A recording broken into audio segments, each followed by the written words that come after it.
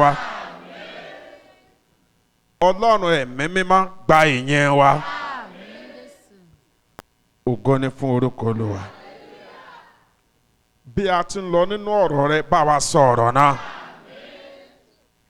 Ọlọ́run alààyè má jẹ́ a gbọ́ lásán.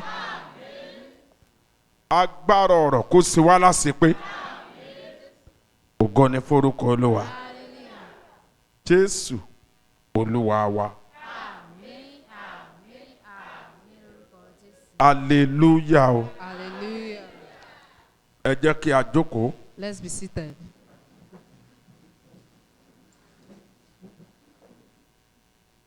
Ìlépa ńlá kan tí a gbọ́dọ̀ lépa ni a fẹ́ kíyèsí láàárọ̀ yìí. One pursuit we must pursue is what we want to examine this morning. Látijọ́ tí Ọlọ́run ti dá ènìyàn sínú ayé ni èèyàn ti jẹ́ ẹni tó máa ń lépa. Since the day God created man on earth, man has always pursued. Ṣùgbọ́n tá a kíyèsí ni pé ìlépa wa ní ìgbà míì ó máa ń tako ohun tí Ọlọ́run fẹ́ ká lépa. But what we observe is that sometimes our pursuits are different from what God wants us to pursue. Irú ẹ̀ ni à ń kọ́ nínú ẹ̀kọ́ Sunday school wa yẹn. Ọ̀tọ̀ ní tó yẹ káwọn ará ilé sọ Bábélì àwọn èèyàn ìgbà ni. Ọ̀tọ̀ ní tó yẹ kí wọ́n lépa ohun tí wọ́n lépa ni wọ́n sì kọ́ ilé kan tí ọ̀gá kan ọ̀run. That is what we are learning at Sunday school. The people at Babel, they are supposed to pursue something else, but they are pursuing how to build a tower at Babel. Mo fẹ́ sọ fún ọ ní àárọ̀ yìí pé ìlépa kan ṣoṣo kan wà tí a ò gbọ́dọ̀ má lépa ẹ̀. I want to tell you this morning that there is one thing we must pursue. Ìdí ni pé láìsí ohun tí mo ń sọ yìí gbogbo ìgbé ayé wa gbogbo iṣẹ́ ìsìn wa ohunkóhun tí a rí kí a ṣe asán ló já sí. The reason is that if we didn't pursue this thing, all our life, all our service is in vain. Kí ni ìlépa náà? And what is this pursuit? Nínú ìwàásù Jésù Olúwa fún wa ní orí òkè. In the sermon of Jesus on the mount, Eléyìí tó gba orí Bíbélì mẹ́ta nínú ìwé Matthew. that took about 3 chapters of the book of Matthew. Matthew 5, 6 and 7. Matthew 5, 6, 7. Ibẹ̀ láti fẹ́ mú ẹyọ kan ṣoṣo nínú ẹ̀kọ́ Jésù Olúwa. Here we want to pick one of the teachings of Jesus Christ. Ohun kan ṣoṣo yẹn náà ni kí ẹ̀yin kí ó jẹ́ pípé. And one thing is that you should be perfect. Bí bàbá yín ti ń bẹ ní ọ̀run sí pé. As your Father in heaven is perfect. That is Matthew chapter 5 verse 48. Matthew 5, 48. Kí ẹ̀yin kí ó jẹ́ pípé. Be ye perfect, Bí bàbá yín ti ń bẹ lọ́run sí pé. even as your Father which is in heaven is perfect. Ìdí tí mo fi wá pè ní ìlépa rèé. This is the reason why I call it pursuit. Wọn kì í bí ìyàn ní pípé. They don't born a man perfect. Láti ìgbà tí pípé ti sọnù nínú ayé èèyàn ní ọgbà Eden. Since the time perfection has been lost in the Ní Garden of ò ti Eden, ṣeé ṣe fún ènìyàn mọ́ láti jẹ́ pípé. it is not possible for man to be perfect. Ohun tó wá kù ń sìn ni pé èèyàn á wá lépa á struggle á tiraka á làkàkà láti rí i pé òun jẹ́ pípé The ni. next thing for man now is to struggle, to strive and make sure he or she is perfect. Ṣùgbọ́n nínú ìwòye mi bí ènìyàn. But in my understanding as a Mo wá man, kíyèsí pé àwa Kìrìsìtẹ́nì àkókò yìí a ò fi taratara ka ọ̀rọ̀ tí Jésù Olúwa sọ yìí a ò kà á sí. I now observe that we Christians of today, we don't really take no cognizance of what Jesus said. Bíbélì sì wí pé And the Bible said, bí ọ̀rọ̀ tí a tẹnu àwọn áńgẹ́lì sọ bá fi ìdí múlẹ̀. if the word spoken out of the angels can be established, Mélòó mélòó ni èyí tí a ti ẹnu Jésù Olúwa sọ. nonetheless, the one that was spoken by Jesus Christ. Ní ìgbà Jésù máa parí ìwé Mátíù orí karùn-ún yẹn. When Jesus ended that book of Matthew chapter Òun ló 5, fi èdè yẹn parí rẹ̀. he ended with that statement, Kí ẹ̀yin kí ó jẹ́ pípé. be ye perfect,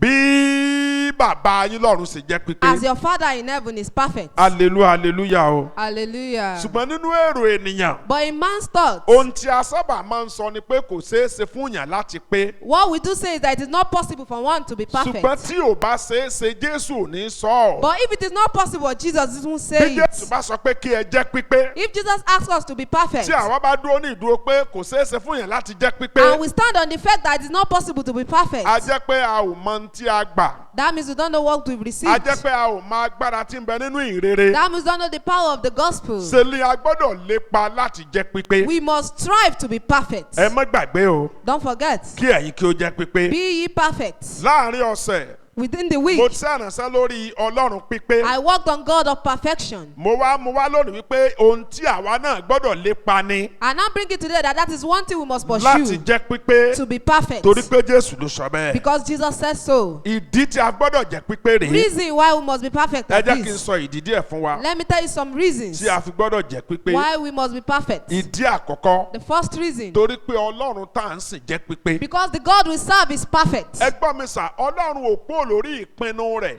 láti ìgbà tó ti dá ènìyàn ní ìgbà ìṣáájú ló ti fẹ́ kéèyàn ò rí bí òun. God didn't leave his plan since inception that he has created man. He wants man to be like him. ohun tí ọlọ́run ṣe ní ìgbà tó dá ènìyàn ń jọ́sìn yẹn tó dé ènìyàn ní àwòrán ara rẹ̀ bí ìrí rẹ̀. Well, all God did- mo ń bọ̀ ọmọdé yìí tẹ́nìyàn ní gbogbo nǹkan tó fi jọ ọlọ́run ò kúrò lórí plan yẹn títí dàárọ̀ God yìí. didn't leave his plan that since the inception when he created man, that he created man in his own image, in his own likeness, that we must resemble him in everything. gbogbo ohun téèyàn fi jọ ọlọ́run ní ìgbà náà. All what man used to resemble God then, ìwà mímọ́, holiness, ọgbọ́n, wisdom, wíwà láàyè títí láé. being alive forever. gbogbo nǹkan yẹn náà ni ọlọ́run tún pinnu àti dá padà sínú ayé ènìyàn. All these things God planned to restore them back into the life of ìdí man. nìyẹn tó fi ń béèrè pípé lọ́wọ́ That ènìyàn. is why he's asking for perfection from ìdí man. àkọ́kọ́ nìyẹn torí pé ọlọ́run wá fúnra ara rẹ̀ jẹ́ pípé. That is the first reason that God himself is ṣé perfect. bẹ́ẹ̀ gbọ́ bí Jésù ṣe sọnù Matthew You yẹn can hear Jesus said in that book kí of ẹ̀yin Matthew, kí ó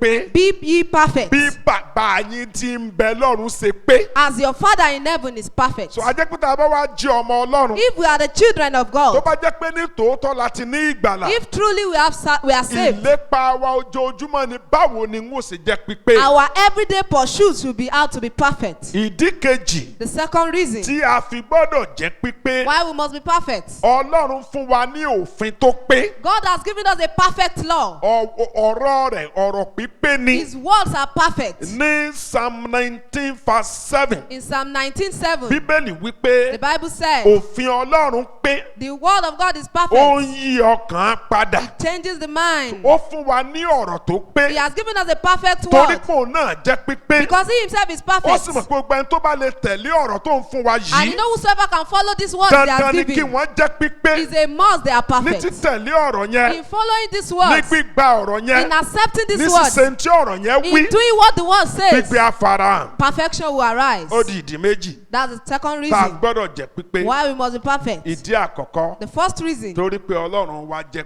our pípé. God is perfect. òun yẹn bẹ́ẹ̀ 2 Samuel 22:31. That is found in 2 Samuel mo ti sọ 22:31. yẹn fún ọ ní àárín ọ̀sẹ̀. I've told you that during the week. ìdí kejì The second reason, òfin tó fún wa jẹ́ the pípé. law he has given us is perfect. ìdí The kẹta third reason, ó fún ìjọ ní ẹ̀bùn fún àṣepé. he has given the church gift for ní perfection. ìwé Éfésù orí kẹrin In the book of Ephesians 4, ní ẹsẹ̀ ìkọkànlá sí ìkejìlá verse 11 and 12, bíbélì yẹn wí pé that Bible told ó us fi àwọn kan fún ni he has given some bí àpọ́stélì apostles, bí wòlíì prophets, bí ajínrere evangelists, bí olùṣọ́àgùtàn pastors, àti olùkọ́ni. and teachers. ó jẹ́ ẹ̀bùn márùn-ún tá a fún ìjọ. 5 gifts were given ìgbà to the tí a dé church. ẹsẹ̀ ìkejìlá When we go to ìyẹn verse wípé 12, fún àṣepé àwọn ènìyàn mímọ́. for the perfection of the saints, so ẹ̀bùn tí ọlọ́run fún ìjọ the gift God has given the kí a lè church ṣe àwọn ọmọ ọlọ́run pé ni. is to make the saints perfect. so tí a bá wá kọ̀ tí a kò pé If we now refuse to be a jẹ́ perfect, pé a waste gbogbo resources tí ọlọ́run fún wa that nìyẹn. means we've wasted all the resources God gave us. ìdí kẹta nìyẹn That's the third reason tí a fi gbọ́dọ̀ jẹ́ pípé why we must be perfect. nítorí pé ó fún wa ní ẹ̀bùn. Because he has given us ó gifts. fún ìjọ ní ẹ̀bùn. He has given the church ní gifts. Timothy kejì orí kẹta In 2 Timothy chapter 3, ìyẹn sọ fún wa ìdí tá a fi kọ ọ̀rọ̀ ọlọ́run that one gan. told us the reason why the word of God was ẹgbọ́n tí yẹn written. wí o Listen to that kí one. ènìyàn ọlọ́run kí ó lè pé. So that the man of God may be perfect. so tí èmi àtẹ́bọ́wá jẹ́ ènìyàn ọlọ́run If we are not a man of God, tá a bá jẹ́ ìjọ Kristi if we are the church of Christ, ojúṣe wa láti lépa jíjẹ́ pípé. it is our duty to pursue perfection. mo fi ọlọ́run bì ọ́ I beseech you in the name kì of í God. ṣe ń tọ́ máa sún lójoojúmọ́ It is not what you postpone. kì í ṣe ń tọ́ máa dájọ́ sí It is not what you kì í postpone. ṣe ń tọ́ máa sọ pé ò ṣeé ṣe. It is not what you procrastinate Jésù ló about. sọ bẹ́ẹ̀ Jesus said kí it. ẹ̀yin kí ó jẹ́ pípé. Be ye perfect. ohun téèyàn bá dẹ̀ lépa lèèyàn máa ń ní. It is what you pursue that you have. a ó lépa jíjẹ́ pípé ni You pursue to be perfect. nínú ìgbé ayé ayé ojoojúmọ́. in your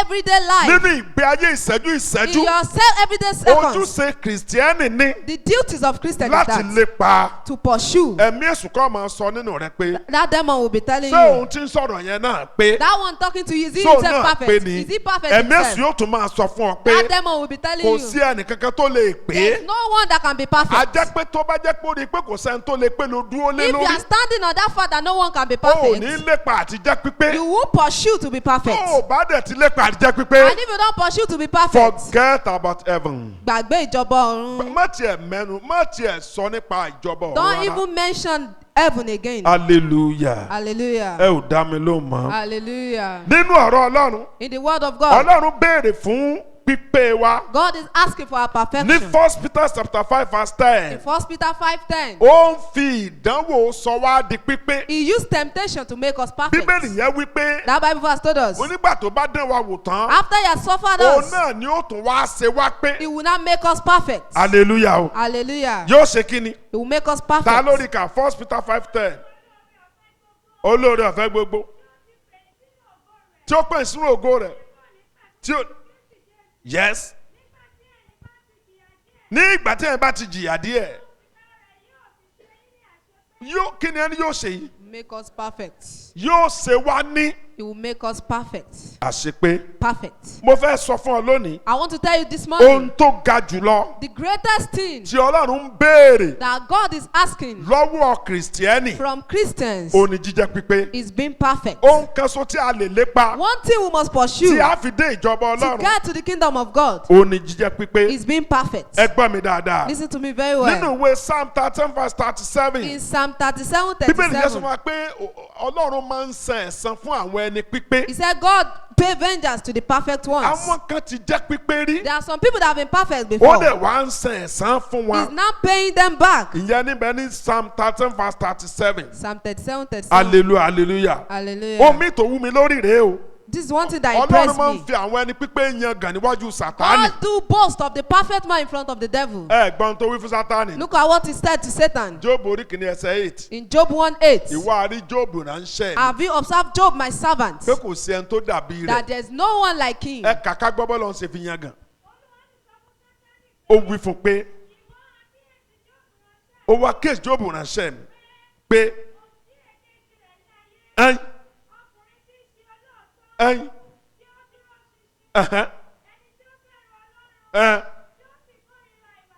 ẹ̀yin hallelujah. Hallelujah. Ó fi yan gàn wájú He Sátánì. was boasting of Job in front Torí of pé Satan Ọlọ́run rí pípé nínú rẹ̀. because God saw perfection in him. Ẹ̀sìn sàmà. Sama. Ìgbà wo ni Ọlọ́run yóò rí pípé nínú When will tiwa? God see perfection in Mo us? sọ fún ọ pé ohun tí ó ga jù I told you the tí greatest Ọlọ́run thing bẹ̀ lọ́wọ́ àwọn tó jẹ́ tirẹ̀. God is requesting from is Ó ní jíjẹ́ pípé. is to be perfect. Ẹja ò bó ṣe béèrè pípé. Let us look at the way he requests for perfection. Nínú kí ni Ọlọ́run béèrè pípé In lọ́wọ́ wa? what way is God requesting for perfection? Fún Abraham From Abraham. ní Genesis 17 verse 1. In Genesis 17:1, Ọlọ́run fún Abraham rìn níwájú mi. God told Abraham, walk Ẹ before parí me ẹ̀ náà. and be perfect. Ẹ wí dáadáa. And be perfect. So láti 24 years tí Abraham ti ń bá Ọlọ́run For rìn. 24 years, Abraham has been working with God. Abraham fúnra rẹ̀ gan ti ń ṣògo. Abraham himself was glorifying Ó himself. gan ti ń yan gàn. He was boasting. Òun ti rí ara ẹ̀ bí ẹni tí ó He pé. saw himself as a perfect Àgbà man tí Ọlọ́run yọ sí i until God came to tí ó him wí fún pé and told him that, rìn ní iwájú mi walk before me kí o sì pé. and be perfect. Ìgbà yẹn ni Abraham wá ṣe àwọn àtúnṣe ọ̀nà rẹ̀. Abraham now amended his ways. Ọlọ́run náà wá ṣe àṣepé nínú ayé God now ẹ̀. did perfect things in his life. Arákùnrin àti arábìnrin. Brothers and sisters, Ọlọ́run ń béèrè fún pípé wa. God is asking for our Kí perfection. ẹ̀yin kí ó jẹ́ pípé. Be ye perfect Bí bàbá yín ti ń bẹ lọ́run ṣe as pé. your Father in heaven is So perfect. a ò ní àwíjàre kankan. We don't have any Ohun excuse. tí a gbọ́dọ̀ máa lépa ni báwo la ó sì jẹ́. What we must pursue is how to be perfect.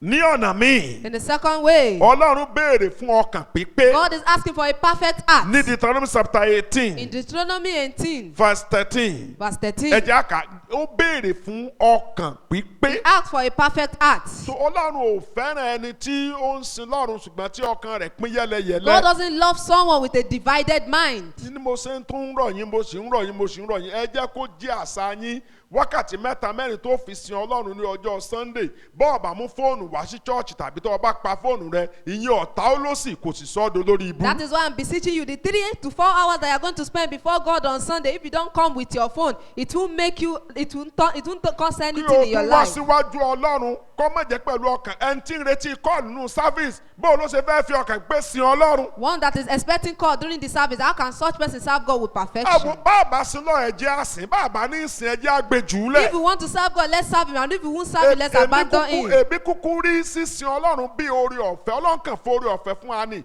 mọyì àwọn áńgẹ́lì tí ń bẹ lọ́run tí ń sìn ni Serving mọyì God. àwọn èèyàn mímọ́ tí ń ti lọ láti ayé ẹnọ́kù mọyì àwọn èèyàn tí ń ti wà lórí ẹ̀ tí ń sìn àwọn kan fà wá lóore ọ̀fẹ́ ni bàbá ṣe ẹja àsìn bàbá dẹ̀ ní ṣe ẹja àgbèjúlẹ̀. Serving God is just a grace. Look at the multitude of angels, the people that have died since the time of Abraham that are serving God. ó béèrè fún ọkàn pípé He's asking for a perfect man. ta lórí ẹyin ewolẹ́ka 18:13 Yes. ọ̀yà ẹ̀tọ́ ká kí ìwọ kí ó pé kí ló ní kí n ṣe Should be perfect. bíbélì yẹn sọ pé kí n kù díẹ̀ No. kí n kù díẹ̀ No. 1 King 8:61 First King. torí náà jẹ́ kí àyà yín kí ó pé kí àyà wa pé Our heart should be perfect. pẹ̀lú olúwa ọlọ́run wa The Lord our God ó béèrè rẹ̀ ni is asking for it. hallelujah. Hallelujah. Number 3 The third one. ó papọ̀ mọ́ ó farapẹ̀ yẹn ọ̀tọ̀ ní ọkàn pípé ọ̀tọ̀ ní sísin ọlọ́run pẹ̀lú ọkàn pípé A perfect heart is different, and another one is serving God with a perfect heart. sísìn pẹ̀lú ọkàn pípé. Serving God with a perfect ẹ̀yin heart. ẹjẹ́ àwòbá àwọn tí wọ́n ń sin àwọn ẹlẹ́sìn tó kù ẹ̀ òbí wọn ṣe máa ń concentrate lákòókò ìsìn wọn. Let us see how other worshippers, the way they concentrate during their service. sọ ma pé mi ti ṣe é rí You dáadáa know, I've done it before. ṣe láàkàwọ́ máa yà báyìí We just place our hand on our chest ojú kan náà tá a bá ń wò náà láàmú àwòsàn and be wọn. standing on one position. tí nǹkan kan báyìí ṣẹlẹ̀ tó bá lè mú ọkàn rẹ pò nù ìsìn yẹn ó tún lọ tún àlùwàlá ṣe tó tún wá tún kó ni. If anything should divert your attention from that worship, you have to go and perform ablution again. ibi tó burú dé iṣó tí ò ní sọ fún ọ pé ó ń bọ̀ tẹ́lẹ̀ tó o ti ṣàlùwàlá tán o ti gbé kàámà iṣó wá ṣe pù nídìí rẹ ọ jáde lórí láì lọ́ọ́ pàpà lọ tún àlùwàlá ṣe kó o tó máa bọ̀ àwọn tá a ní òní gbàlà nìyẹn. Even if you farted, you have to go out and perform your ablution again. That is the people who say they don't have salvation. hallelujah. ó Hallelujah. béèrè ọkàn tí sìn pẹ̀lú ọkàn pípé. He's asking that we serve him with a perfect ta ló heart. wá rí 1 Chronicle 29:8 First Chronicle 29:8. kò tiẹ̀ sẹ́ńtórì ni Chronicle kìíní 28:9 ni o 28:9 àti ìwọ ẹ máa gbọ́ Solomoni ọmọ mi máa ọlọ́run bàbá ẹ kí ni ẹ pè yìí Perfect heart. wọ́n má tan rẹ̀ ẹ̀jẹ̀ sáyà pípé ló fi ń sin Don't deceive yourself. èèyàn lè má mọ̀ You might not know, ṣùgbọ́n ó mọ̀ but know. ọlọ́run mọ̀ God knows. yes máa ọlọ́run bàbá rẹ wow kí ló ní kí n fi sìn Perfect heart. ẹ ò dáhùn Perfect heart. ẹ sọ̀rọ̀ dáadáa Perfect heart. kí ẹ sì fi àyà pípé Perfect heart. àti ọkàn pípé A willing heart kí a sì fi sìn to worship him. omi. Another one. ó béèrè dídàgbà nínú ìgbàgbọ́ dé pípé He's asking for growing to perfection. dídàgbà nínú ìgbàgbọ́ dé pípé Growing in faith to perfection. ní Hébérù orí kẹfà ẹsẹ̀ ìkíní In Hebrews 6:1, ó ní kí a fi ìpilẹ̀ṣẹ̀ ẹ̀kọ́ Kristi ká fi ilẹ̀ he said we should place at the level of Christ kí a sì lọ sí pípé and go to perfection. ta ló kà á? torí náà kí a fi ìpilẹ̀ṣẹ̀ ẹ̀kọ́ Kristi sílẹ̀ mò ń bọ̀ kí la ń pè ní ìpilẹ̀ṣẹ̀ ẹ̀kọ́ What Kristi do you mean by principles of the doctrines of Christ? hallelujah Hallelujah. kí la ń pè ní ìpilẹ̀ṣẹ̀ ẹ̀kọ́ Kristi What do you mean by principles of the doctrines of Christ? ìpilẹ̀ṣẹ̀ ẹ̀kọ́ Kristi lè máa wò mí This bí is o the principles of doctrine of Christ. ẹni tí ò tí gbàgbọ́ Someone that has not believed, àwa lọ wàásù fún we went to preach to such. gba Jésù Olúwa tó gbà lára Accept Jesus as your Lord and tó o bá dẹ̀ Savior. gba Jésù If gbọ́ you can accept yóò Jesus, ṣe rere nínú He ayé will ẹ̀ do good things in your yóò life. bùkún fún He ọ will bless ọ̀nà rẹ̀ you. ọ̀la Your ways will be opened. àwa ló ń fàyè fún You Jésù will not say, I've given my life to Christ. àwa kọlẹ́kọ̀ọ́ ó ṣèrì bọ́ mi You will o not teach such person you are going to be ṣùgbọ́n kó baptized. só ṣèrì bọ́ mi Before you be ó baptized, Christ, ronú pìwàdà gbogbo ẹ̀ṣẹ̀ you rẹ. are going to repent from all your bó bá wá sins. ṣe yẹn tán After this, àwa baptist we yẹn are baptized such. gbogbo yẹn ní ẹ̀ ń pè ní ìpilẹ̀ṣẹ̀ ẹ̀kọ́. That is what we mean by the principle. ẹni yẹn wá sẹ́ńtà tó máa wàásù ronú pìwàdà fún sá. Such person will not be preached repentance to mo again. fẹ́ sọ fún pé ọ̀pọ̀ àwa kìrìsìtẹ́nì tí a jẹ́ kìrìsìtẹ́nì lónìí ní a ò tí ì kúrò ní ìpilẹ̀ṣẹ̀ ẹ̀kọ́ àìpò primary one. I want to tell you, most Christians of today, we are still at the preliminary. torí ọ̀pọ̀lọpọ̀ wa náà ló sì jẹ́ pé ṣe la tún ṣẹ̀ṣẹ̀ ń wàásù ronú pìwàdà fún wa. Because most of us, every day, we keep on preaching repentance to ohun us. tí ẹ sì ń pè ní lọ sí pé ni wípé ká fi ìpìlẹ̀ kó má jẹ́ wípé ojoojúmọ́ náà ló tún máa jẹ́wọ́ ẹ̀ṣẹ̀ ojoojúmọ́ ló tún lu adáríjì mi mo tún ti búyàn olú adáríjì mi mo tún ti ṣàgbèrè olú adáríjì mi mo tún ti jà lọ́jà amọ́nà tán lójoojúmọ́ sá. It's not every day you keep confessing the same sin over and over again. hallelujah. Hallelujah. yes ẹ̀ka torí náà fi ìpilẹ̀ṣẹ̀ kọ̀ Kristi sílẹ̀ kí a lọ sí pípé. láì jẹ́ pé aṣọ́ṣẹ́ máa ń wàásù ìrònúpìwàdà ẹ̀ṣẹ̀ fún wa lélẹ̀. mo fẹ́ sọ wípé àwọn chọ́ọ̀chì kan wà wọn kì í jẹ́wọ́ ẹ̀ṣẹ̀ I want to tell you, there are some churches that they don't confess sins nínú àdúrà. in their prayer. bọ́ lẹ́yìn àdúrà pé wọ́n bọ́nu prógámù nìyẹn. After Thanksgiving, they go to their wọ́n ò program. gbàgbọ́ wípé ọmọ Ọlọ́run tún yẹ kó tún ṣẹ̀ṣẹ̀ máa jẹ́wọ́. They don't believe that you should keep confessing sins. hallelujah. Hallelujah. ǹjẹ́ níbẹ̀ ni pé ní fífi ìpìlẹ̀ ẹ̀kọ́ Kristi The sílẹ̀. Bible called that living the principles of the ó doctrine of béèrè fún Christ. dídàgbà dé pípé. He asks for growing to perfection. ọ̀pọ̀ kìrìsìtẹ́nì tí ẹ bá rí ẹlòmíì tó bá behave báyìí tàbí tó bá sọ̀rọ̀ tàbí tó bá ẹ mọ̀ pé ń jò lélẹ̀ ìgbàgbọ́ ó dẹ̀ ti gbàgbọ́ ti pẹ́ ṣùgbọ́n torí pé kò kú ò lọ́mọ ọwọ́ kò dàgbà lọ sí. Most Christians today, when you hear them talk, you'll be wondering, when has this one have that faith? It is because they didn't grow from being a toddler. níbi tí pípé ká Ọlọ́run láàdé. Our perfection concerns God. number 5. The fifth one. Ọlọ́run béèrè ọrẹ pípé lọ́wọ́ God ènìyàn. is asking for a perfect offering. gbogbo ń tọ́lọ́ ń bá ti béèrè. Anything God requests, ẹ́sì sàmà kì í béèrè àbọ̀. He doesn't ask for half. Ọlọ́run ò ní 99.5% yìí fi ṣe. He will never collect 99.9%. bẹ́ẹ̀yàn bí bá máa gba àbọ̀ ni. If we do collect half, hallelujah. hallelujah, ó yẹ kí Ọlọ́run ó forí jìn ọba àkọ́kọ́ ní He Ísírẹ́lì shall forgive the first king in Israel. lọ sí Amálẹ́kì Go to Amalek. lọ kí ọ pa ohun gbogbo tí mẹ́bẹ̀ ní àparun. Go and destroy everything there. ó dẹ̀ lọ And he went there. sí òṣìṣẹ́ píparun ń bẹ̀ ni. He did the work of Tiẹ̀ destruction. dáhùn. ṣùgbọ́n kò sí ọkàn wo àwọn àgùntàn kan tí yẹn sọ̀ ń tọ́. He just saw some sheep there. sọ́lọ́ ń gbàṣẹ́ yẹn lọ́wọ́ ẹ̀. God did not accept the ìdí ni work pé from him. pípé ló ń béèrè. He asked for perfection. tọ́bi wo ibi tèmi àti ẹ bá kù sí ni ó jẹ́ ká wá bá ó ṣe ṣe We àtúnṣe. should go and work on those things that is about to for us. jíjẹ́ pípé ṣe pàtàkì púpọ̀ o. Being perfect is so important. Ọlọ́run ọ̀mọ̀ ń dájọ́ ọkú fẹ́ni kankan. God did not give any man the date of his death. pásítọ̀ tí mo sọ̀rọ̀ ẹ̀ láàárọ̀ ẹ̀sìn tí mo kànú pépà lánàá ń sìn ká ní kò jẹ́ pípé ń sìn yìí ọmọ ibi tó dé pásítọ̀ ni òun àtìyàwó àtọmọ wọn travel ọ̀nà fẹ̀mbí náà ni wọ́n pè accident dẹ̀ ṣẹlẹ̀ ó dẹ̀ claim life wọn méjèèjì ọmọ márùn ìyàwó àtọkọ wọ́n dẹ̀ lọ bẹ́ẹ̀ láì ṣé wọ́n sọ pé ń lọ kú ńgbà tí wọ́n They ń don't jáde know ni. they were going to die when they were traveling. so tí ọba pé tẹ́lẹ̀ If he was not perfect before, ọ̀tán náà nù that's all for him. ayérayé di àbámọ̀ nìyẹn. He will be- hallelujah Hallelujah. báńkì dáadáa o. Hallelujah. ó béèrè ọrẹ pípé He's asking for a perfect ní offering. Leviticus 22:21. Leviticus 22:21. 22:21. ẹnikẹ́ni tó bá rú ẹbọ àlàáfíà sí Olúwa láti san ẹ̀jẹ́ tàbẹ́bọ ìfẹ́ àtinúwá ìbáàjẹ́ màálù ló fẹ́ fi ṣe ìbáàjẹ́ àgùntàn kó ṣe kí ni. To be perfect. ẹ tiẹ̀ dáhùn. To be perfect.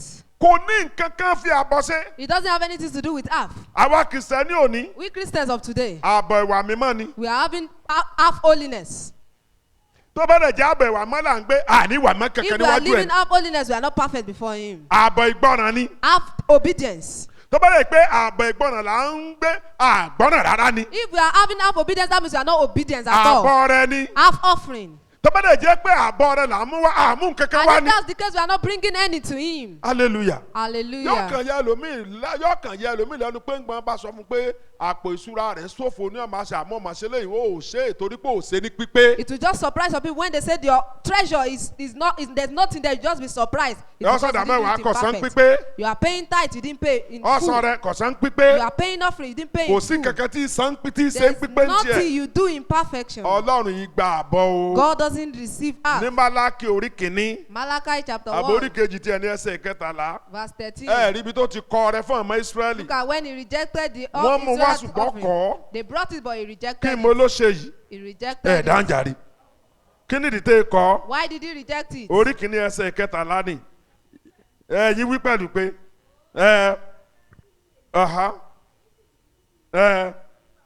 yes. ẹ wá mẹ́ ìtọ́ ya àtàrọ. bẹ́ẹ̀ lẹ́mu wa. kí ló wí. Will I collect kí n tún mẹ̀mí àgbà yìí lọ́wọ́ yín. We won't collect it. dáhùn.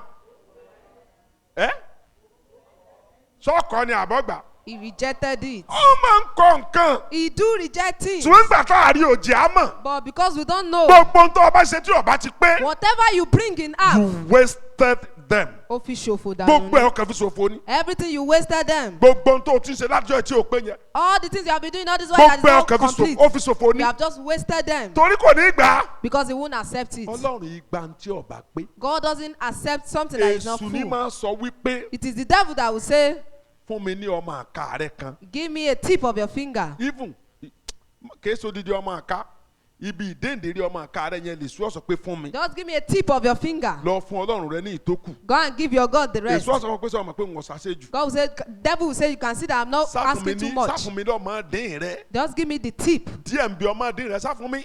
Just a tip. máa gbé yòókù lọ bá ọlọ́run rẹ. Carry the rest to God. tóró ti mọ̀ pé ọlọ́run ò ní gbà bí ọmọ dín tí ò sí ń bẹ̀ ń ọ̀bà sí ń bẹ̀. Because he knew God will not even accept the rest since the tip is ọmọ not pé kí there. ìgbà tí ò He pé. knew God will not accept ọmọ pé ọlọ́run imperfection. ọ̀taari gbogbo rẹ sóun He ni. said God is going to give the rest to him. níbo ló kù sí. Where is it remaining for kí ló you? ń pè ní kékeré. What are you calling little?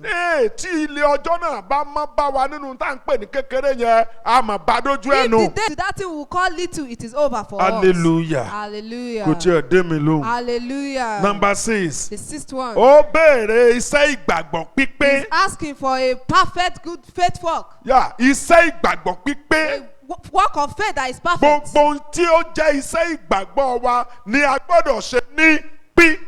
All our work of faith must be done perfectly. ṣé bẹ́ẹ̀ gbọ́n tó sọ fún ìjọ Sáàdì. You know what happened in the church of Sardis? ní Revelation chapter 3 verse 1 and 2. In Revelations 3:1 and 2. ìwọ ọjọ́ Sáàdì. He said, you church of èmi Sardis, kò rí iṣẹ́ rẹ ní pípé ní iwájú I mi. didn't see your work as perfect mo before me. kíyèsí iṣẹ́ rẹ. I observe your mo work. sì rí i pé ò pé. And I see that it's ṣẹ́ṣẹ́ not àwa perfect. kìrìsìtẹ́nì wá pé. Christians' work, is it tẹ́ ẹ perfect? bá dẹ̀ wo ìjọ Sáàdì yìí If you o. look at this church of Sardis, ẹ jẹ́ àkádìẹ̀ ń pa wọn. let's read it. ẹ rí i pé wọ́n gbìyànjú. You can see that they ṣùgbọ́n tried. ẹni tó wọn iṣẹ́ wọn wò. But the person that measured their ó work, ní sẹ́yìn ò pé. he said the work was not nígbà perfect. tí ò dẹ̀ ti pé òun. And since it is not òun ò perfect, ní fi ṣe. he doesn't accept it. Yes. ẹ mọ̀ tún máa méje ni. 7. ẹ̀mí méje Ọlọ́run kí n tún Seven mẹ́. Spirit of God. méje pípé ni. Seven ìràwọ̀ is rẹ̀ perfection. ìràwọ̀ yẹn mélòó ni. méje Seven stars. ọ̀pá àfìtílà mélòó ni. The lampstand, méje 7. pípé ni gbogbo nǹkan It ẹ̀. all means perfection. gbogbo ẹni tó bá jẹ́ tiẹ̀. Anyone that is it, ohun tó ń retí ni pípé he o. expected us to be perfect. ṣe bí ìwọ̀nba ọtí díẹ̀díẹ̀ mọ̀ ń yọ ọmọ. I'm just drinking a little of alcohol. díẹ̀díẹ̀ tó ń yọ ọmọ náà ni òjì ó pé That mọ́. little you are drinking is what is denying you perfection. Yes. ní Sáàdì kọ̀wé. ẹyin ẹyin ẹyin ẹhẹn. ẹ bẹ gbọ́ wọ́n ṣiṣẹ́ wọ́n kúkú ṣiṣẹ́ They really iṣẹ́ wọn work. ọ̀kan pé ní. It is just that their work was not nígbà tí perfect. ọ̀dẹ̀ ti pé òun. And since it is not perfect, wọ́n waste ẹ̀ ni. they wasted it. Yes.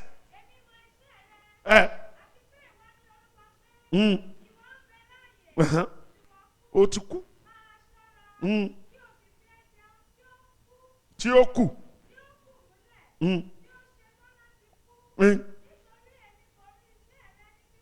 Mi ò rí iṣẹ́ rẹ ní pípé. excuse ama ṣé tó bá yẹsẹ̀ tí a náà wò láàárọ̀ yìí. If you should observe our work this morning, sori ṣé yóò rí pípé. will it be perfect? ọ̀ya kíyèsí iṣẹ́ ìgbàgbọ́ rẹ. Observe the work of your ó fẹ́ faith. kí a ṣe iṣẹ́ ìgbàgbọ́ wa ní pípé. He wants us to do the work of our faith in perfection. ìwé Hébérù orí kejìlá Hebrews chapter 12, ẹsẹ̀ 21. verse 21. ó ń béèrè iṣẹ́ ìgbàgbọ́ wa pípé He's pípé rẹ̀ asking ló for ń a béèrè. perfect work of faith from Hebrews us. 12:21. mi gbọ́ sí Hebrews 12:21 nìyẹn. yes 12:21. ká.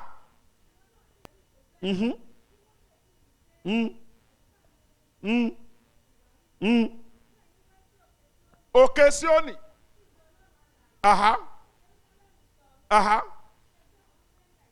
yes. yes. yes.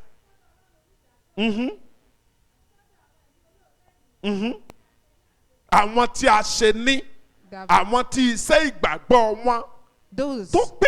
that their work of faith is perfect. òkè sí iṣẹ́ ìgbàgbọ́ ẹ̀ báyìí. Observe the work of your faith. ṣé gbogbo àwọn àtàtì ẹ̀ mẹ́bí gan ǹjẹ́ àti ẹ̀ mọ iṣẹ́ ìgbàgbọ́ wa gan. We that we are here, do we even know the work of our faith? débi àti ẹ̀ wá ń bọ̀ yà á ṣe ní pípé. Not even knowing that we're doing it perfectly. gbogbo ohun tí Ọlọ́run bá ti pa láṣẹ Whatever God commands fún ọ bíi kìrìsìtẹ́nì for you as a Christian ó ní iṣẹ́ ìgbàgbọ́ is rẹ. the work of your faith. fífẹ́ ọmọnìkejì wa Loving your neighbor ara iṣẹ́ ìgbàgbọ́ wa ni. is work of faith. ìfifúnni Giving ara iṣẹ́ ìgbàgbọ́ is wa the work ni. of faith. wíwàásù ìrere fún ẹlòmíì Preaching the gospel to àwọn others iṣẹ́ ìgbàgbọ́ wa are works nìyẹn. of our faith. ìjà ń ṣe ní pípé. Are we doing it perfectly? ìjọsìn Worship ara iṣẹ́ ìgbàgbọ́ is wa the ni. work of faith. pípín ọ̀rọ̀ Ọlọ́run bí ó ti yẹ. Sharing the word of God ara iṣẹ́ rightly ìgbàgbọ́ wa is a ni. work of faith. ìjà ń ṣe ní pípé. Are we doing it perfectly? bíbójútó àwọn aláìní. Taking care of the needy. ìwé Jacob tiẹ̀ sọ fún apẹ́ tí ò bá ti mú yẹn mọ́ iṣẹ́ ìsìn rẹ̀ ó ní iṣẹ́ ìsìn rẹ̀ jẹ́ asán. James even told us that anyone that abandoned this aspect, the mo kọ́ wa service is in lẹ́kọ̀ọ́ vain. nìyẹn ní nǹkan bí oṣù mélòó sẹ́yìn Jacob orí kìíní ẹsẹ̀ 26 nìyẹn.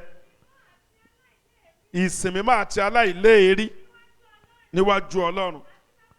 ìsìn tó pé nìyẹn o ìsìn tó pé. A perfect worship. yes.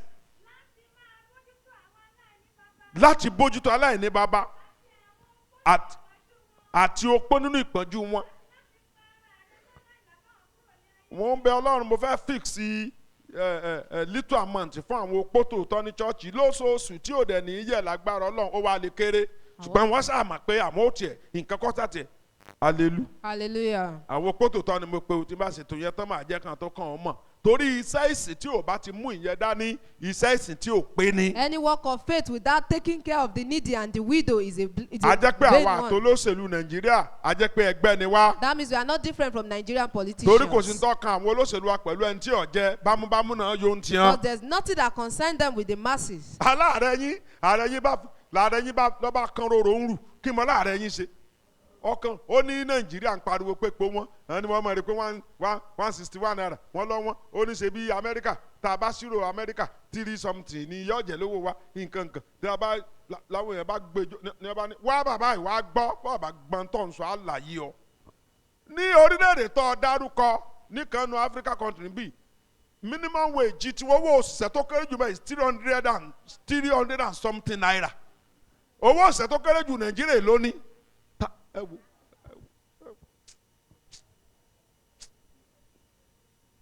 30,000 ẹ wá ń kọ̀m̀pé àwa pẹ̀lú náà tí wọ́n ní ààrẹ wá tiẹ̀ ọmọ wílẹ̀ yìí òun fi wá kọ̀m̀pé Saudi àti Amẹ́ríkà ṣé bàbá kẹ́pẹ́ láti Amẹ́ríkà ó ní ọdún 12 tó ń wà l'Amẹ́ríkà rè iná ọ̀ṣẹ́jú rí.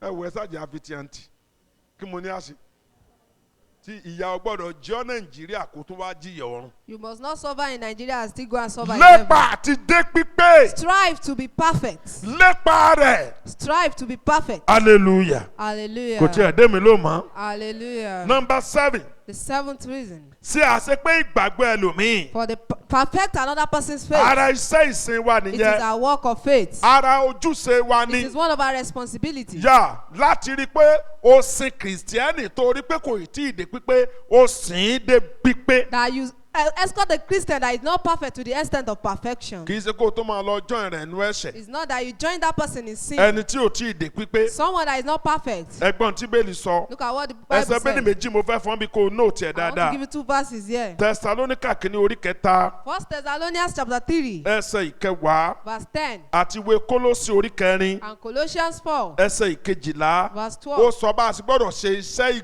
iṣẹ́ ìgbàlà tàbí iṣẹ́ ìgbàgbọ́ ẹlòmíì tá a gbọ́dọ̀ ṣe é ní pípé. Talk about how we can do the work of the salvation of others in perfection. Yes. Ayin.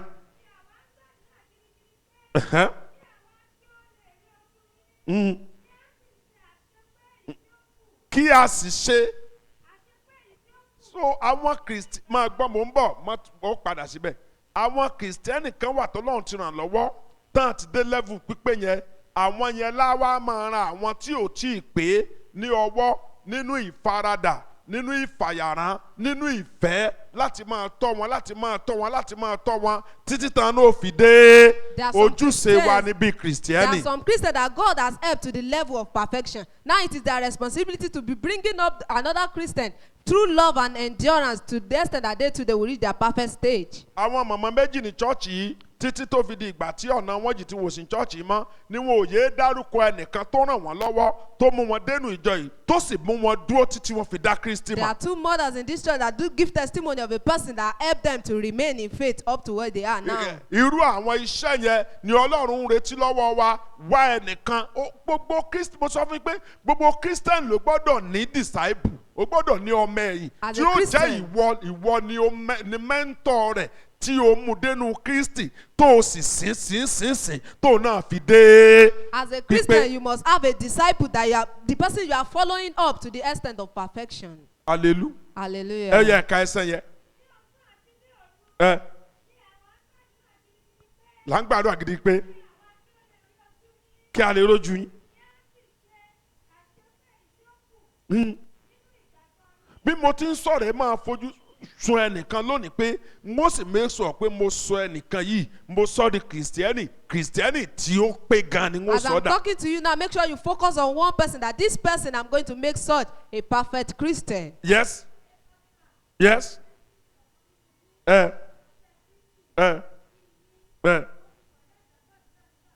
Ó ń fi ìwàyà ìjà gbàdúrà nígbà gbogbo fún yín kí ẹ lè dúró ní pípé. So gbogbo àwọn tó yí ọ ká tí n bá bèè lọ́wọ́ ẹ ní ìsìn wípé list ẹni mélòó ní bẹ nínú àdúrà rẹ ojoojúmọ́ tó ń gbàdúrà fún kó lè ní ìgbàlà pípé o ò lè rí kankan fi hàn. If I should ask you that in your everyday prayer, who are the people surrounded that you are praying for perfection for, you won't see anyone to mention. Hallelujah. Hallelujah. Tara rẹ ni sá. You only pray for yourself. No, Christian life kọ́ nìyẹn. That is not a Christian A life. gbọ́dọ̀ ní ẹnìkan tá à ń fi àdúrà ràn lọ́wọ́ títí Kristi ó fi bá pàdé tó ní ó fi dé We pípé. must have someone we are praying for, we are interceding for till Christ come. Kí a tó lọ láàárọ̀ yìí. Before we go this morning, Láìsí pípé without perfection, kò sí ìjọba ọ̀run. there's no kingdom of God. Nínú Kristi sì wá ní pípé yẹn wà. And it is only in Christ Jesus perfection Ẹ lies. gbọ́ mi dáadáa. Listen to me very well. Bíbélì sọ dáadáa pé kò sí pípé nínú òfin. The Bible said there's no perfection in the law. Òfin náà ni òfin àwọn Júù. The law is the law of the Jews. Kristi ló wá ṣe àṣepé. Christ came to do perfection. Ìlú jẹ́ Jésù ológbólò yẹn ní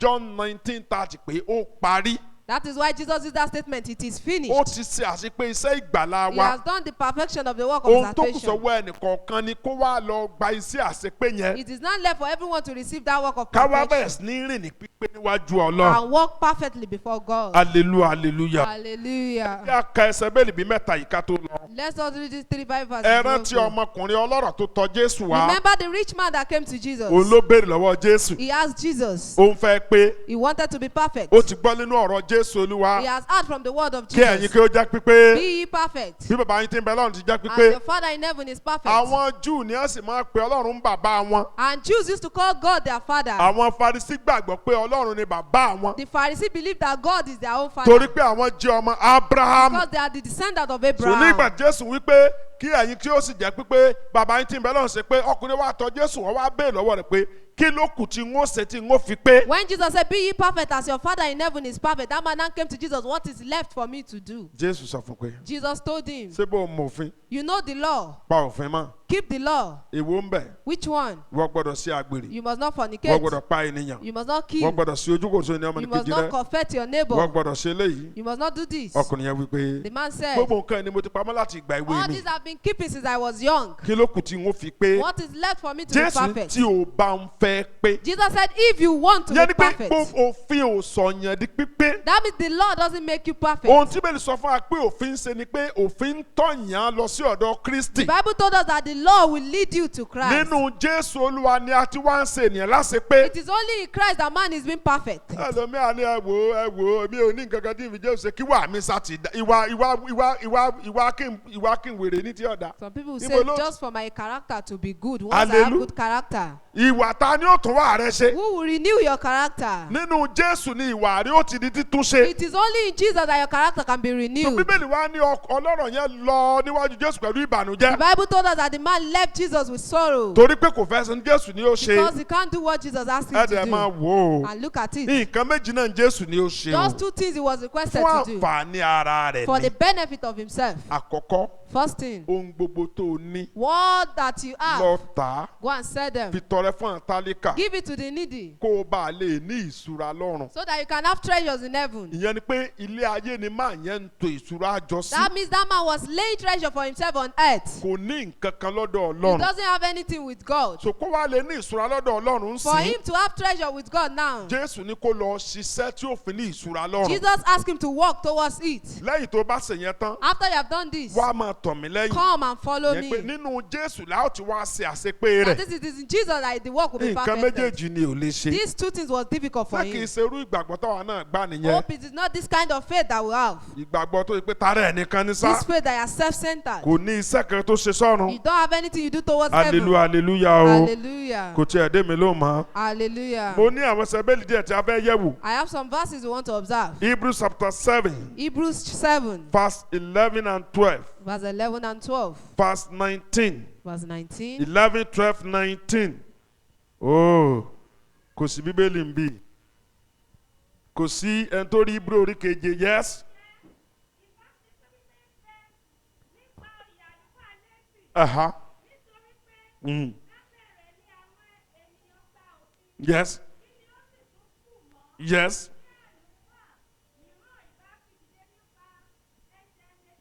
Yes. Yes. Yeah. Mm. Oh, yes. 19.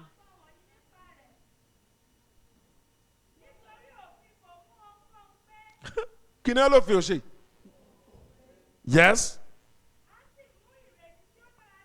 Sórí gbogbo àwọn tí ń pa òfin mọ́ tí ò ní Jésù ti ń bẹ́nu fámílì ẹ̀. All the people keeping law in your family that they don't have Jesus. Bẹ Ọlọ́run kó ràn ọ́ lọ́wọ́ láti ṣe àṣepé iṣẹ́ lórí wọn. Ask God to help you so that you can perfect work on their Òfin tí wọ́n lives. gbẹ́kẹ̀lé tí wọ́n náà ń pa á mọ́ Bíbélì sọ pé ò mú ẹnikẹ́ni pé This yìí. law they are relying on, what the Bible is telling us that is not perfect. Nínú Jésù ni ènìyàn ti ń di It pípé. is only in Jesus that man can be Kì í ṣe perfect. pé kéèyàn wá ní Jésù kọ́ ya arúfin o, It is no. not that when you are in Jesus you now be disobeying the Bíbélì ní law. òfin mú wa lọ sọ́dọ̀ He Kristi. said the law takes us to Christ. Hallelujah. Tí mo Hallelujah. ṣe bó òkè dáadáa. Hallelujah. Ọ̀dọ̀ ẹ̀jẹ̀ àpárẹ̀ sí Gálátíà orí kejì ẹsẹ̀ 16. Galatians 2:16. 16 àti orí kẹta ẹsẹ̀ 24.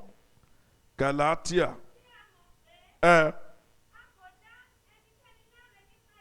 Nípa iṣẹ́ òfin. Níbo ni pípé wà báyìí? In Jesus Christ. Ìgbàgbọ́ nínú Faith Kristi in Jesus Jésù. Christ. Yes.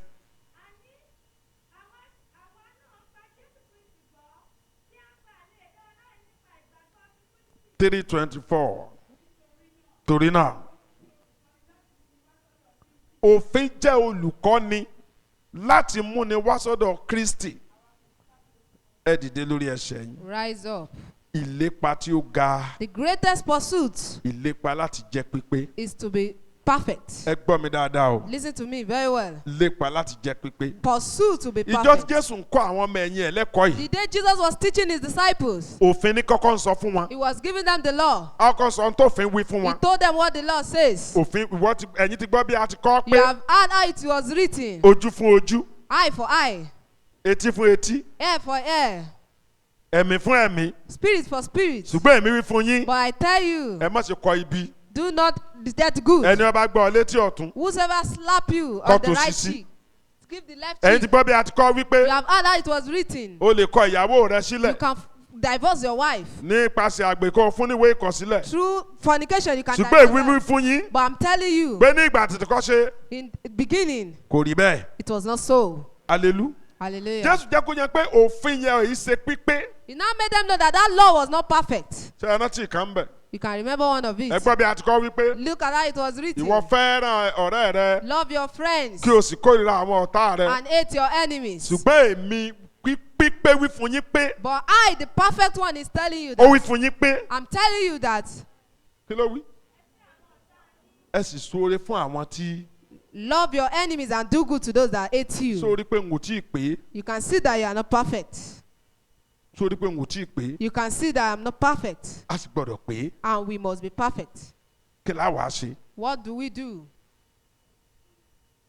kò sí ní tá a ṣe ju kẹ́ ó ti fún wa ní ẹ̀bùn àṣepé There's nothing that He has given us the gift for perfection. ó fún wa ní ọ̀rọ̀ rẹ̀ He has given us His words fún àṣepé. for perfection. ọ̀kan ní ọlọ́run tó yẹ kọ́ ọmọ ọlọ́run máa jẹ lẹ́nu dáadáa ní Psalm 1 àti ìwé Hébérù orí kejìlá. One of the word of God no that ìwé Róòmù orí kejìlá. is Romans chapter 12 and Psalm 1. ìwé Róòmù orí kejìlá yẹn ló ń sọ nípa ìgbé ayé kìrìsìtẹ́nì tòótọ́. Romans chapter 12 tells us about a good Christian ibẹ̀ ni lifestyle. Paul ti sọ fún ọ pé o ò gbọ́dọ̀ kọ ibi o ò sì gbọ́dọ̀ fi búburú san búburú.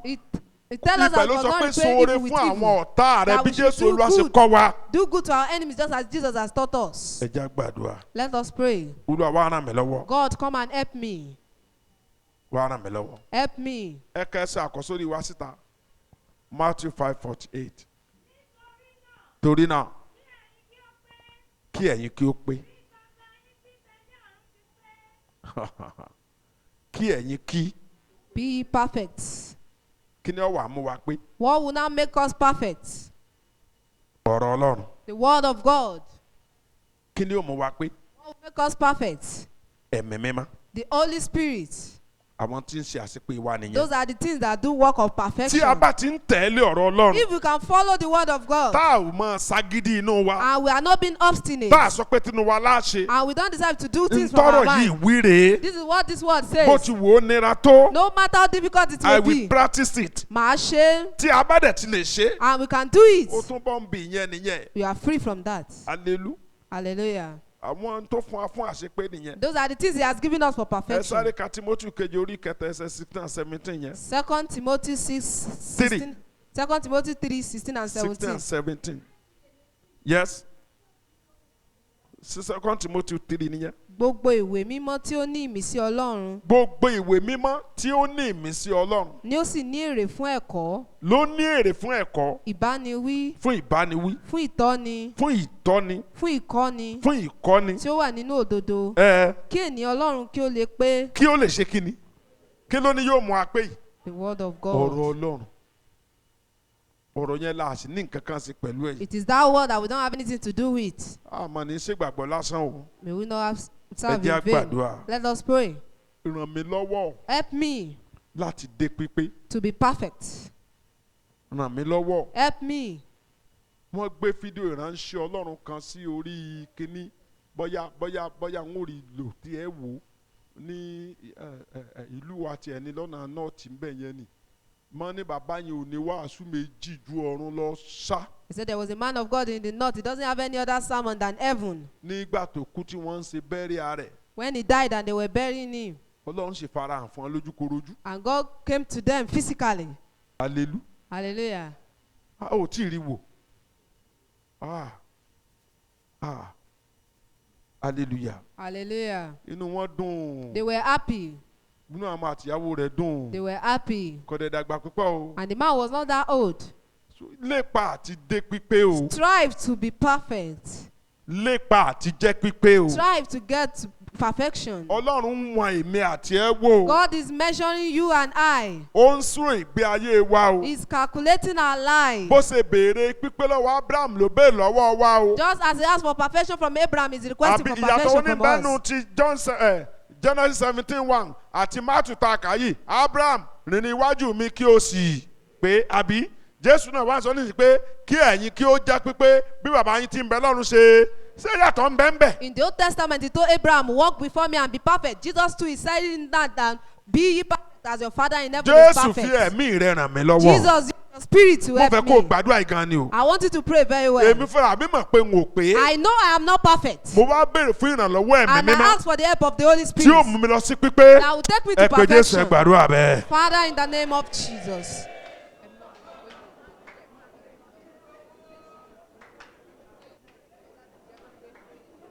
Hey.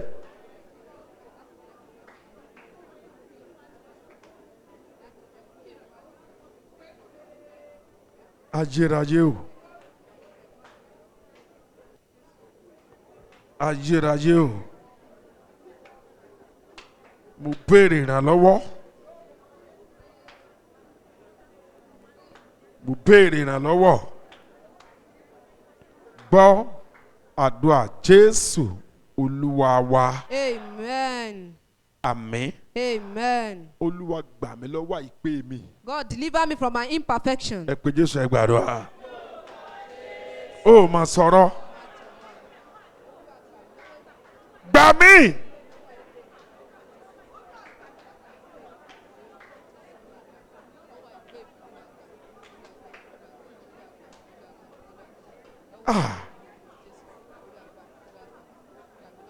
Lórúkọ Jésù Olúwa wa. Amen. Sọ àpò tó bá jẹ́ àdúrà ogun mo ní ọgbà kì í ṣe bó ṣe gbà nù. I know if it is prayer of battle, you pray than this. Ẹ̀mí mímọ́ wá sí àṣepé iṣẹ́ rẹ nù mí. Holy Spirit, come and perfect your work in my life. Ẹ porúkọ Jésù ẹ gbà ládùúrà. Ṣàṣepé. Àṣepé iṣẹ́ rẹ láyè. Ṣé àṣepé iṣẹ́ rẹ láyè. Kì í má bàa ṣàṣìnà. Kì í sẹ́sìn mi má bàa já sásán. Ṣé àṣepé iṣẹ́ rẹ. Gbọ́ àdúrà Jésù Olúwa wa. Amen. Ẹ tún 1 Peter yẹn kà 1 Peter 5 ṣé 5:10 ni hallelujah. Hallelujah. 1 Peter 5. Yes. Aye. Aye. Tí ẹ bá jìyà díẹ̀. Gbogbo yín ẹ sọ pé Olúwa ṣe mí láṣepé. God, make me perfect. Ẹ ka Mátíù orí karùn-ún yẹn láti ẹsẹ̀ 43. Ẹ̀yin ti gbọ́ bí a ti wí pé ìwọ fẹ́ ọmọnìkejì rẹ Aye. kí ìwọ sì kórìíra ọ̀tá rẹ. Aye. Ṣùgbọ́n èmi wí fún yín, Aye. ẹ fẹ́ àwọn ọ̀tá yín. Ṣé ẹ mọ̀ pé ní tí Jésù sọ bẹ́ẹ̀ ni pé òfin yẹn ò ṣe kí ni? Kò pé. Ṣùgbọ́n èmi wí fún yín. Hallelujah. Hallelujah. Ṣùgbọ́n èmi wí fún yín. But I tell you, Jésù pèpè wípé ṣùgbọ́n èmi wí fún yín. Jesus the perfect one said, I say unto you, Yes. ẹ fẹ́ àwọn ọ̀tá yín, ẹ súre fún àwọn ẹni tí ó ń fi yín ré, Aye. ẹ ṣoore fún àwọn tí ó kórìíra yín, Aye. kí ẹ sì gbàdúrà fún àwọn tí ó ń fi àrán kan bá yín lò, tí wọ́n ń ṣe inúnibíni sí yín, Yes. kí ẹ̀yin kí ó lè máa jẹ́ ọmọ bàbá yín tí ń bẹ ní ọ̀run, nítorí tí ó ń mú òórùn rẹ̀ ràn sára ènìyàn búburú àti sára ènìyàn rere, ó sì ń rọ̀jò fún àwọn olóòótọ́ àti fún àwọn aláìṣòótọ́. Nítorí bí ẹ̀yin bá fẹ́ àwọn tí ó fẹ́ yín, ọpẹ́ kí ni ẹ̀yin ní? Bẹ́ẹ̀ gẹ́gẹ́ kí àwọn agbowó òde ṣe. Bí ẹ̀yin bá sì ń kìkì àwọn arákùnrin yín, kí ni ẹ ṣe ju àwọn ẹlòmíràn lọ? Bẹ́ẹ̀ gẹ́gẹ́ kí àwọn agbowó òde ṣe. Nítorí náà, kí ẹ̀yin kí ó pé bí bàbá yín tí ń bẹ ní ọ̀run ti pé. Ẹ jẹ́ á béèrè fún ìrànlọ́wọ́. Let us ask for God's help. Wá ṣe mí pé. Come and make me perfect. Fi ẹ̀mọ́ rẹ ṣe mí pé. Use your Holy Spirit to make me perfect. Fi ọ̀rọ̀ rẹ ṣe mí pé. Use your word to make me perfect. Sọ fún pé mo gbọ́ pé o kì í gba àbọ̀. I heard that you don't collect half. Kì í ṣe kí. Kì í gbà. Doesn't collect fi half. ẹ̀mí rẹ ṣe mí pé. Use your spirit to perfect fi me. ọ̀rọ̀ rẹ ṣe mí Use pé. your word to perfect ọmọ Ọlọ́run tó me. fẹ́ràn rẹ̀ kó gbàdúrà bẹ́ẹ̀.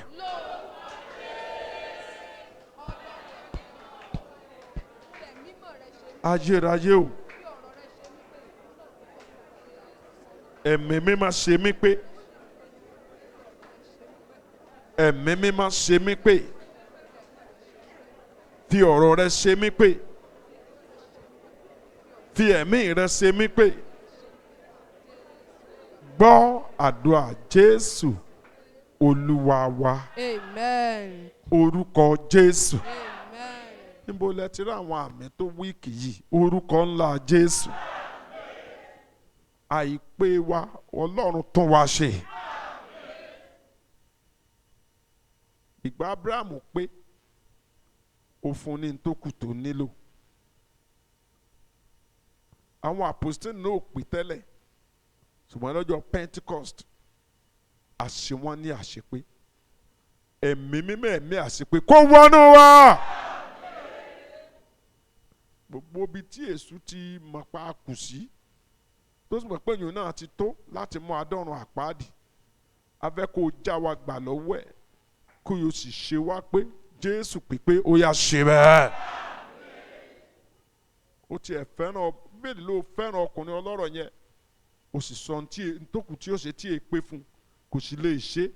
gbogbo ẹ̀mí èṣù tó ní ká má lè ṣeun tí a fi jẹ́ pípé lónìí fún àníṣẹ́gun lórí ẹ̀. ògo ni forúkọ Olúwa. ní ọjọ́ àṣepé pátápátá a ò ní sọkún lórúkọ Jésù Olúwa wa. àmín. bá ń fún Jésù ẹlẹ́yà mẹ́ta àti ògo ńlá kan kó tó jókòó.